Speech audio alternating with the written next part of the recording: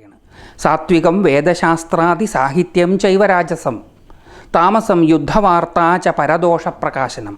വേദശാസ്ത്രാദികളുടെ ശ്രവണം സാത്വികം, നമ്മളിലുള്ള നല്ല കാര്യങ്ങളെ, നന്മയെ, കഴിവുകളെ പുറത്തേക്ക് കൊണ്ടുവരാൻ സഹായിക്കുന്ന ശ്രവണം, അത് സാത്വികം. സാഹിത്യശ്രവണം രാജസം, വെറുതെ അഭിരമിപ്പിക്കുക, സന്തോഷിപ്പിക്കുക, അത്ര മാത്രമേ ചെയ്യുന്നുള്ളെങ്കിൽ അത് രാജസം. യുദ്ധവാർത്ത, പരദോഷം എന്നിവയുടെ ശ്രവണം താമസം. താമസമായിട്ടുള്ള ശ്രവണത്തിലൂടെ നമ്മുടെ മനസ്സ് കലുഷിതമാകും, നല്ലതിന് പകരം ദുഷ്ടമായ ചിന്തകളുണ്ടാകും. രാജസമായിട്ടുള്ള വാർത്തകൾ നമ്മളെ അഭിരമിപ്പിക്കും, പക്ഷെ അത് കാര്യമായിട്ടുള്ള മാറ്റമൊന്നും നമ്മളിൽ ഉണ്ടാക്കില്ല. നമ്മളിൽ മാറ്റങ്ങൾ ഉണ്ടാക്കുന്ന, നമ്മളിലെ കഴിവുകളെ പുറത്തേക്കെടുക്കുന്ന, നമ്മളെ കൂടുതൽ ഉത്കർഷത്തിലേക്ക് നയിക്കുന്ന വാർത്തകൾ, അത് സാത്വികം. സാത്വിക, രാജസിക, താമസിക ശ്രവണങ്ങൾ. സാത്വികം ത്രിവിധം പ്രോക്തം.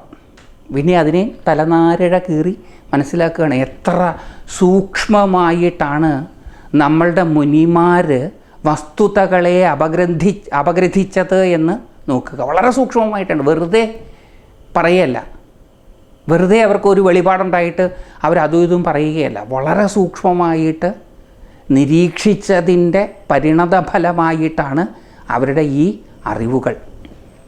സാത്വികം ത്രിവിധം പ്രോക്തം. പ്രജ്ഞാവദ്ഭിശ്ച പണ്ഡിതൈഃ ഉത്തമം മധ്യമം ചൈവ തഥൈവ ആധമമിത്യുത. സാത്വിക ശ്രവണം തന്നെ ഉത്തമം, മധ്യമം, അധമം എന്നിങ്ങനെ 3 വിധത്തിലുണ്ട് എന്ന് ആത്മജ്ഞാനികളായ വിദ്വാൻമാർ പറഞ്ഞിട്ടുണ്ട്. ഇനി അതൊക്കെ എന്തൊക്കെയാണെന്ന് പറയാൻ പോവാം. ഉത്തമം മോക്ഷഫലദം, സ്വർഗദം മധ്യമം തഥാ, അധമം ഭോഗദം പ്രോക്തം, നിർണീയ വിദിതം ബുധൈ. മോക്ഷപ്രദമായ കാര്യങ്ങളുടെ ശ്രവണം ഉത്തമം, നമ്മളെ നമ്മളുടെ പരിമിതികളിൽ നിന്ന് മോചിപ്പിക്കുന്നതായിട്ടുള്ള കാര്യങ്ങളുടെ ശ്രവണം ഉത്തമം. സ്വർഗാദി ഫലങ്ങൾ ലഭിക്കുന്നതിൻ്റെ ശ്രവണം മധ്യമം. നമ്മളുടെ പരിമിതികളെ ചെറുതായിട്ടൊന്ന് വികസിപ്പിക്കുക, പക്ഷേ എന്നാലും പരിമിതമാണ്. അതായത് നമ്മളെ ഭൂമിയിൽ മനുഷ്യരായിട്ട് ജീവിക്കാൻ പ്രേരിപ്പിക്കുന്നതിന് പകരം സ്വർഗത്തിൽ ദേവന്മാരായിട്ട് ജീവിക്കാൻ പ്രേരിപ്പിക്കുക. മനുഷ്യരോട് കമ്പയർ ചെയ്താൽ പരിമിതികൾ കുറവാണ് ദേവന്മാർക്ക്, പക്ഷേ എന്നാലും അവർ പരിമിതരാണ്. അപ്പം നമ്മളുടെ ഇപ്പമുള്ള പരിമിതികളെ ഒന്ന് വികസിപ്പിച്ചെടുക്കുക, പക്ഷേ പരിമിതർ തന്നെയാണ്. അതിനെയാണ് സ്വർഗം എന്നുള്ളത് കൊണ്ട് ഉദ്ദേശിക്കുന്നത്. പരിമിതികളിൽ നിന്നുള്ള പൂർണ്ണമായ മോചനം മോക്ഷം, അത് സാത്വികം. പരിമിതികളെ, ഇപ്പോൾ ഉള്ള പരിമിതികളെ ഒന്ന് വിസ്തരിപ്പിച്ച് കുറച്ച് എന്നാൽ പരിമിതരാണ് താനും, അത് മധ്യമം. ഭോഗപ്രദങ്ങളായ വിഷയങ്ങളുടെ ശ്രവണം അധമം. ഈ പരിമിതികളായിട്ട് തന്നെ നിർത്തുകയും അതിൽ തന്നെ കൂടുതൽ അഭിരമിക്കാൻ പ്രേരിപ്പിക്കുകയും ചെയ്യുന്ന കേൾവി, അത് അധമം എന്ന് പണ്ഡിതന്മാർ നിശ്ചയിച്ചിട്ടുണ്ട്. സാഹിത്യം ചൈവ ത്രിവിധം. സാഹിത്യവും രാജസികമായിട്ടുള്ള ശ്രവണവും 3 വിധം. സ്വീയായാം ചോത്തമം സ്മൃതം, മധ്യമം വാരയോഷായാം, പരോഢായാം തഥാധമം. സാഹിത്യശ്രവണവും 3 വിധം. സ്വഭാര്യയെ സംബന്ധിച്ചത് ഉത്തമം, തൻ്റെ കയ്യിലുള്ള കാര്യങ്ങളെപ്പറ്റി മനസ്സിലാക്കിയിട്ട് അതിനനുസരിച്ചിട്ട് ശ്രവിക്കുന്നത് ഉത്തമം. വേശ്യാസ്ത്രീയെ സംബന്ധിച്ചത് മധ്യമം, അവിടെയും ഇവിടെയും ഒക്കെ നടക്കുന്നത് കിട്ടുന്നത് അതിനെ സ്വാംശീകരിച്ച് അതും ഇതുമൊക്കെ കേൾക്കൽ മധ്യമം. അന്യൻ്റെ ഭാര്യയെ സംബന്ധിച്ച് കേൾക്കുക, വേറൊരാളുടെ കാര്യം കേൾക്കുക, വേറൊരാളുടെ അധീനതയിലുള്ള കഴിവുകളെക്കുറിച്ച് കേട്ട് അത് തൻ്റേതാകണം. അന്യൻ്റെ ഭാര്യയെക്കുറിച്ച് കേൾക്കുക എന്ന് പറഞ്ഞാൽ അന്യൻ്റെ ഭാര്യയെക്കുറിച്ച് വെറുതെ കേൾക്കുകയല്ല ചെയ്യുക.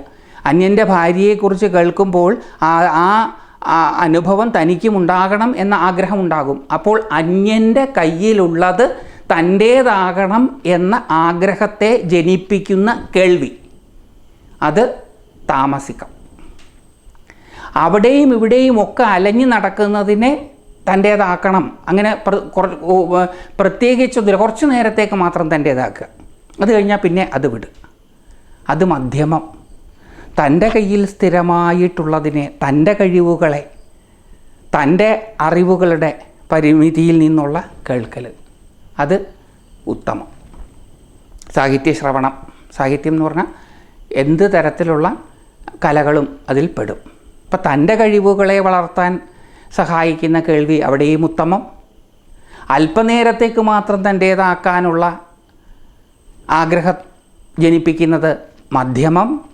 വേറൊരാളുടേത് അസൂയാപുരസരം തൻ്റേതാകണമെന്നുള്ള അത്യാസക്തി ഉണ്ടാക്കുന്നത് അധമം.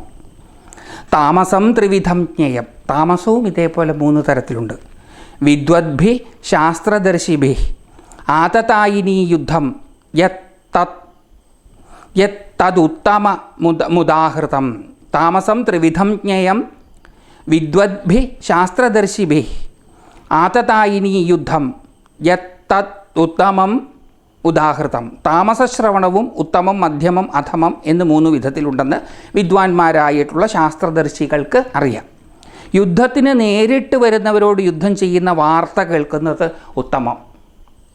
ധീരതയോടുകൂടി ചെയ്യുന്ന ലോകപ്രവർത്തികൾ കേൾക്കുന്നത് ഉത്തമം. യുദ്ധത്തിന് നേരിട്ട് വരുന്നവരോട് യുദ്ധം ചെയ്യുന്ന വാർത്ത, അവിടെയും തൻ്റെ കയ്യിലുള്ള കഴിവുകൾക്കനുസരിച്ച് പ്രതികരിക്കുന്ന കാര്യങ്ങൾ കേൾക്കുന്നത് ഉത്തമം. മധ്യമം ചാപി വിദ്വേഷാത് പാണ്ഡവാനാം തഥാരിഭി അധമം നിർനിമിത്തം തു വിവാദേ കലഹേ തഥാ. പാണ്ഡവാദികളെ പോലെ വിദ്വേഷത്തോടെ ചെയ്യുന്ന യുദ്ധത്തെക്കുറിച്ച് കേൾക്കുന്നത് മധ്യമം. മറ്റുള്ളവരുടെ വീര്യസാഹസങ്ങളൊക്കെ പറഞ്ഞ് അതിൽ അഭിരമിക്കുക. തൻ്റെ കഴിവുകളിൽ അഭിരമിക്കുന്നതിന് പകരം മറ്റുള്ളവരുടെ കഴിവുകളെ പറ്റി പറഞ്ഞ് അഭിരമിക്കുക. അങ്ങനെ ഇന്നത്തെ കാലത്തൊക്കെ ഉണ്ട്. നമ്മൾ ഹൈലി ഇൻഫ്ലുവൻഷ്യലാണ് എന്ന് കാണിക്കാൻ നാം നടത്തുന്ന പല പ്രകടനങ്ങളും ഇതിൽപ്പെടും. മറ്റുള്ളവരുടെ വീരസ്യത്തിൽ സ്വയം അഭിരമിച്ച് വലുതാണ് എന്ന് ഉദ്ഘോഷിക്കുന്നത്, അത് മധ്യമം. ഒരു കാരണവും കൂടാതെ വഴക്കും ശണ്ഠയും കൂടുന്നതിനെക്കുറിച്ച് കേൾക്കുന്നത് അധമം.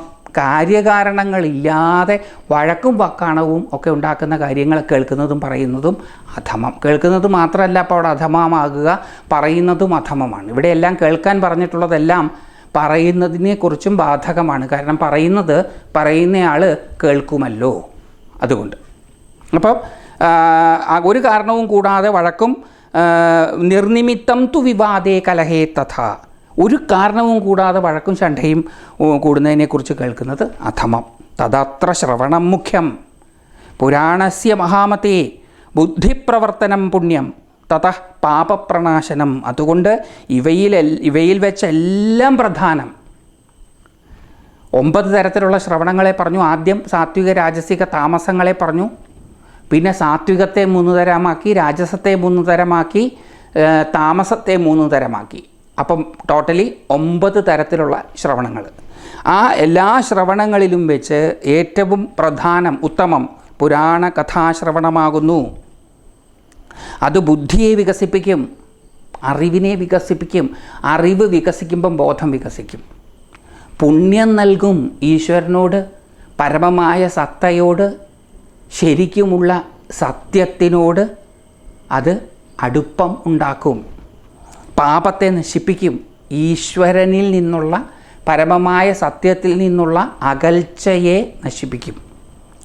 തദാഖ്യാഹി മഹാബുദ്ധേ കഥാം പൗരാണികീം ശുഭാം ശ്രുതാം ദ്വൈപായനാത് പൂർവം സർവാർത്ഥസ്യ പ്രസാദിനീം. മഹാബുദ്ധേ, സൂതനെ വിളിക്കുകയാണ്. മഹാബുദ്ധേ, അറിവ് തികഞ്ഞവനെ, അങ്ങ് കൃഷ്ണദ്വൈപായനിൽ നിന്ന് പണ്ട് കേട്ടതും ശുഭം നൽകുന്നതും സർവാർത്ഥങ്ങളെയും സാധിക്കുന്നതുമായ പുരാണ കഥ പറഞ്ഞാലും. നേരത്തെ ചോദിച്ച കഥ, മധുകൈടഭന്മാരുടെ കഥ വിസ്തരിച്ച് പറയാനാണ് ഇവിടെ അഭ്യർത്ഥിക്കുന്നത്. ഇത് കേട്ടിട്ട് സൂതൻ മറുപടി പറയുകയാണ്. സൂത ഉവാച. സൂതൻ പറഞ്ഞു, യൂയം ധന്യാ മഹാഭാഗ ധന്യോഹം പൃഥിവീതലേ യേഷാം ശ്രവണബുദ്ധിശ്ച മമാപി കഥനേ കില. നിങ്ങൾക്ക് കേൾക്കാനും എനിക്ക് പറയാനും ശ്രദ്ധയുണ്ടായതുകൊണ്ട് മഹാഭാഗ്യശാലികളെ, നിങ്ങളും ഞാനും ഈ ഭൂമിയിൽ വെച്ച് ഏറ്റവും ധന്യരാണ്. അവർ നേരത്തെ പറഞ്ഞതിനെ അംഗീകരിക്കുകയാണ് സൂതൻ. കേൾക്കാൻ അതീവ താല്പര്യത്തോടു കൂടിയവർ, പറയുവാൻ അതീവ താല്പര്യത്തോടു കൂടിയവർ, അവർ യോജിച്ചു വരുന്നാൽ മഹാഭാഗ്യമാണത്. രണ്ടു കൂട്ടർക്കും മഹാഭാഗ്യമാണ്. കഥ പറയുന്നയാൾക്കും മഹാഭാഗ്യമാണ്, കഥ കേൾക്കുന്നവർക്കും മഹാഭാഗ്യമാണ്. നമ്മൾ പറയുന്ന സെൻസിൽ മനസ്സിലാക്കാൻ പറ്റുന്നവരോട് നമുക്കൊരു പ്രത്യേക ഇഷ്ടമുണ്ടാവും. അത് സൂതനുമുണ്ട്. സൂതൻ അവരെ വിളിക്കുകയാണ് മഹാഭാഗ്യശാലികളെ. ഭാഗ്യം കൊണ്ടേ ഇതൊക്കെ സംഭവിക്കൂ. ഇവിടെ ഒന്നും മനുഷ്യപ്രയത്നം കൊണ്ട് ഇത് സംഭവിക്കുകയൊന്നുമില്ല, തപസ്സുകൊണ്ട് ഇത് സംഭവിക്കില്ല. ഇതിന് ഭാഗ്യം തന്നെ വേണം. ഭാഗ്യം എന്ന് പറഞ്ഞാൽ എന്താ? ഈശ്വരാനുഗ്രഹം. ഈശ്വരാനുഗ്രഹം ഉണ്ടെങ്കിലേ ഇത് സാധിക്കുകയുള്ളൂ. നിങ്ങളും ഞാനും ഈ ഭൂമിയിൽ വെച്ച് ഏറ്റവും ധന്യരാണ്. ചേരുമ്പടി ചേർക്കപ്പെട്ടവർ. മലയാളത്തിലൊരു ചൊല്ല് ഓർമ്മ വരുന്നുണ്ട്, ചക്കിക്കൊത്ത ചങ്കരൻ. അത് മഹാഭാഗ്യമാണ്. അങ്ങനെ ലഭിക്കുക എന്നുള്ളത് മഹാഭാഗ്യമാണ്. എന്നിട്ട് അദ്ദേഹം കഥ പറയുകയാണ്. ഇവിടെ നമ്മൾ മനസ്സിലാക്കേണ്ടുന്ന മറ്റൊരു കാര്യം കൂടിയുണ്ട്. പൊതുവേ ഇങ്ങനെയുള്ളൊരു കാര്യം കേട്ടാൽ ഉടനെ വിനയം ഒരു വലിയ കാര്യമാണ് എന്നുള്ള ധാരണയിൽ സൂതൻ പറയുന്നില്ല, അയ്യോ ഞാൻ എന്ന് പറഞ്ഞാൽ എന്താ, അങ്ങനെയൊന്നും ഇല്ല കേട്ടോ, ഇതൊക്കെ ഓരോ അനുഗ്രഹം കൊണ്ട് ഇങ്ങനെ കിട്ടിപ്പോകുന്നു, നമ്മുടെ പലരും പറയുന്നത് കേട്ടിട്ടില്ലേ. അങ്ങനെയല്ല.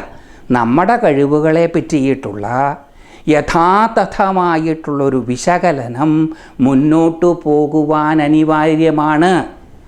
അതിൽ നമ്മളുടെ കഴിവുകളെ ഒട്ടും എക്സാജറേറ്റ് ചെയ്യാതെ മനസ്സിലാക്കേണ്ടതായിട്ടുണ്ട്.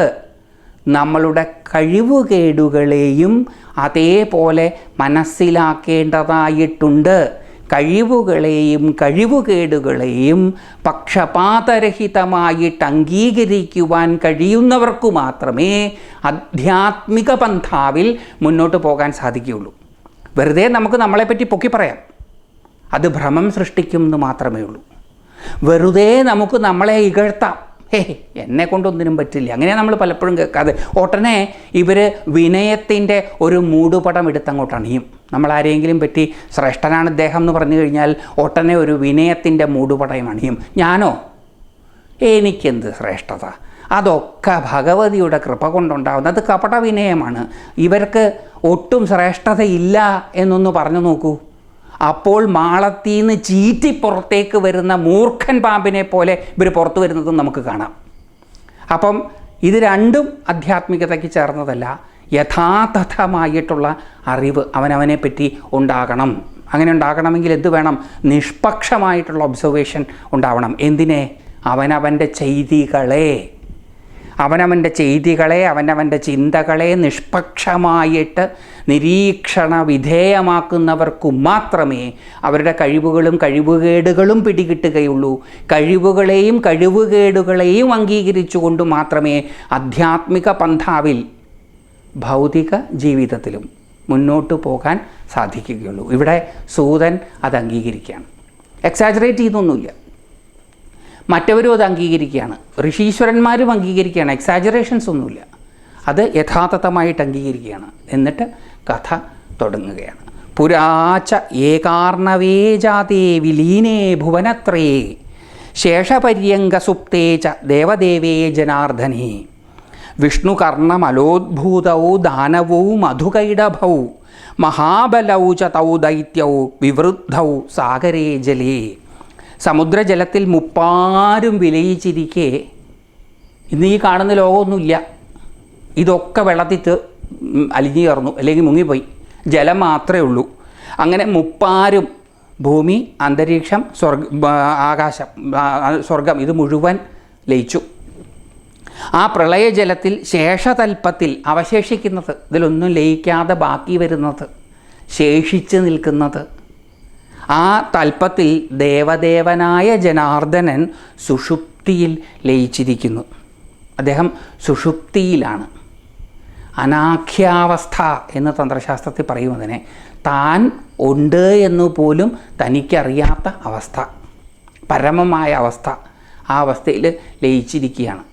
അങ്ങനെ ലയിച്ചിരിക്കെ ആ വിഷ്ണുവിൻ്റെ കർണമലത്തിൽ നിന്ന് മധു കൈടഭൻ എന്നീ 2 അസുരന്മാർ ജനിച്ചു.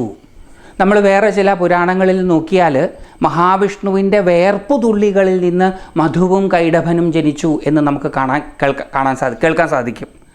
താമരപ്പൂവിലിരിക്കുന്ന ബ്രഹ്മാവിന് ജഗത് സൃഷ്ടിക്കുള്ള അറിവ് തികയാതെ വരുമ്പോൾ അദ്ദേഹത്തിന് കാര്യങ്ങൾ മനസ്സിലാക്കാൻ വേണ്ടിയിട്ട് ചെയ്യുന്ന പ്രവൃത്തിയുടെ ഭാഗമായിട്ട് മഹാവിഷ്ണുവിൻ്റെ ശരീരത്തിൽ നിന്ന് വേർപ്പുതുള്ളികൾ പൊഴിയും. ആ വേർപ്പുതുള്ളികൾ അദ്ദേഹത്തിൻ്റെ നാഭിയിലിരിക്കുന്ന താമരത്തണ്ടിലൂടെ ഒലിച്ച് താഴോട്ടിറങ്ങുമ്പോൾ അത് 2 അസുരന്മാരായി തീരും. മധു എന്നും കൈടഭൻ എന്നും പേരുള്ള 2 അസുരന്മാർ. ആ അസുരന്മാർ ബ്രഹ്മാവിൻ്റെ കയ്യിൽ നിന്ന് വേദത്തെ കട്ടുകൊണ്ട് സമുദ്രത്തിൻ്റെ അഗാധതലത്തിൽ പോയി ഒളിക്കും. പിന്നീട് ഹയഗ്രീവൻ അവതരിച്ചിട്ടാണ് മധുകൈടഭന്മാരിൽ നിന്ന് വേദത്തെ വീണ്ടെടുത്ത് ബ്രഹ്മാവിന് കൊടുക്കുന്നത്. അത് ഒരു കഥ.